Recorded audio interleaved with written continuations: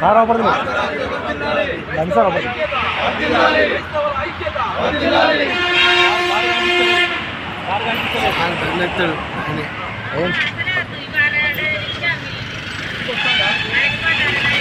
దేవుని పరిశుద్ధ నామానికి మహిమ కలుగును గాక. నిన్న అనుమానాస్పద ప్రమాదంలో మృతి చెందినటువంటి దైవజనుడు ప్రవీణ్ పగడాల గారి మృతి సందర్భంగా శేషంగన్పూర్ మండల్ పాస్టర్స్ ఫెలోషిప్ పక్షంగా క్రైస్తవ నాయకులుగా దైవ సేవకులుగా కూడి వచ్చిన మీ అందరికీ వందనాలు. మీడియా మిత్రులందరికీ కూడా వందనాలు తెలియజేస్తుంటున్నాను. అయితే ఈ సంఘటన కేవలం ప్రమాదం కాదు అని, ఇందులో మరి తప్పకుండా మతోన్మాదుల దుశ్చర్య దాగి ఉన్నదని మేము నమ్ముతున్నాము. ఎందుకంటే ఆయన శరీరాన్ని, మృతదేహాన్ని పరిశీలించినప్పుడు ప్రమాదానికి సంబంధించినటువంటి ఎలాంటి గుర్తులు కూడా లేవు. అక్కడ ఉన్నటువంటి పోలీస్ అధికారులు కూడా అనుమానాస్పద మృతిగానే రికార్డు చేయడం జరిగింది. కనుక ప్రవీణ్ ప్రగడాల గారు అనేక టీవీ చర్చలలో పాల్గొంటూ క్రైస్తవుల పక్షంగా బలంగా తన వాయిస్సును వినిపిస్తూ, తన వాణిని వినిపిస్తూ ప్రజల పక్షంగా నిలబడ్డటువంటి వ్యక్తి. ఏ మతాన్ని దూషించకుండా అన్ని మతాలను సమానంగా గౌరవిస్తూ మనిషిగా మాత్రమే జీవించాలని చెప్పినటువంటి గొప్ప మానవతావాది ప్రవీణ్ పగడాల గారు.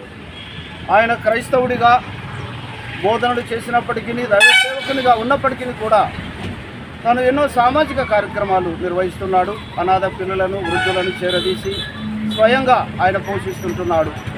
కేవలము బోధించడమే కాకుండా తను పాటించి ఒక మానవతావాదిగా ఉన్నటువంటి గొప్ప దైవజనుడి కోల్పోవడము క్రైస్తవ లోకానికి మాకు తీరని లోటు. ఈ సందర్భంగా వారి కుటుంబానికి దేవుడు ఆదరణ కలిగించాలని కోరుతున్నాను. అయితే మాకున్నటువంటి క్రైస్తవ లోకానికి ఉన్నటువంటి అనుమానాలను బట్టి దైవజనుని హత్యగానే మేము భావిస్తుంటున్నాము. దానిని సమగ్ర దర్యాప్తు జరిపించి ఎవరైతే దోషులుగా తేల్తారో ఆ దోషులుగా తేలినటువంటి వారిని చట్టపరంగా కఠినంగా శిక్షించి క్రైస్తవులకు ఒక ధైర్యాన్ని కలిగించాలని, ఈ దేశంలో మత సామరస్యాన్ని నెలకొల్పాలని ప్రభుత్వాలను డిమాండ్ చేస్తున్నాము. క్రైస్తవ్యము ప్రారంభము నుండి ఇలాంటి అనుభవాలు ఎన్నో ఉన్నాయి. సంఘము ఎంతగా హింసించబడితే అంతగా అభివృద్ధి చెందినటువంటి లోకంలో మనం జీవిస్తున్నాము. ప్రారంభం నుండి ఇప్పటి వరకు ఇలాంటి హింసలు క్రైస్తవులకు సాధారణమే. కనుక ఇంకా ప్రజ్వలిల్లుతుంది. ఉత్తర భారతదేశంలో క్రైస్తవులను ఎంతగా హింసిస్తే అన్ని నూతన సంఘాలు పుట్టుకొస్తున్నాయి. కనుక ఒక ప్రవీణ్ పగడాల గారిని హత్య చేయటం ద్వారా క్రైస్తవ్యాన్ని భయపెట్టియాలని అనుకునే వారికి ఇది ఒక హెచ్చరిక లాంటి మాటగా గమనించాలి.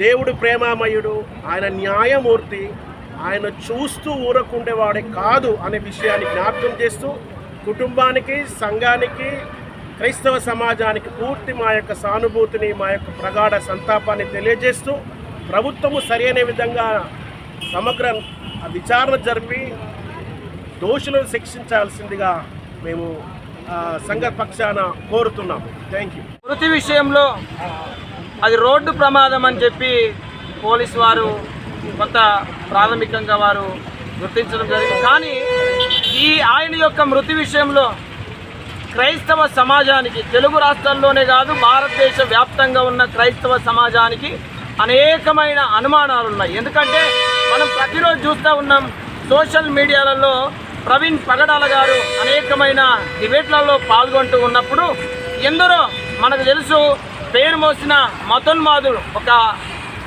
10 నుండి 15 మంది ఓ మతోన్మాదులు ఒక శక్తిగా తయారై, ఒక ముఠాగా తయారై ఈ లౌకిక దేశమైన భారతదేశంలో ప్రజలందరూ శాంతి సామరస్యాన్ని కలిగి కలిసిమెలిసి ఉంటూ ప్రేమ కలిగి ఉంటున్న ఈ ప్రజల మధ్య కేవలం మతోన్మాదులే ఈ యొక్క మతం అనే రంగు ఈ ప్రజల మీద రుద్ది ప్రజల మధ్య విద్వేషాలను రెచ్చగొడుతూ ఈ రీతిగా ప్రవీణ్ పగడాల గారి యొక్క మరణానికి కారణం మతోన్మాదుల దుశ్చర్యగా భావిస్తూ ఉన్నాం.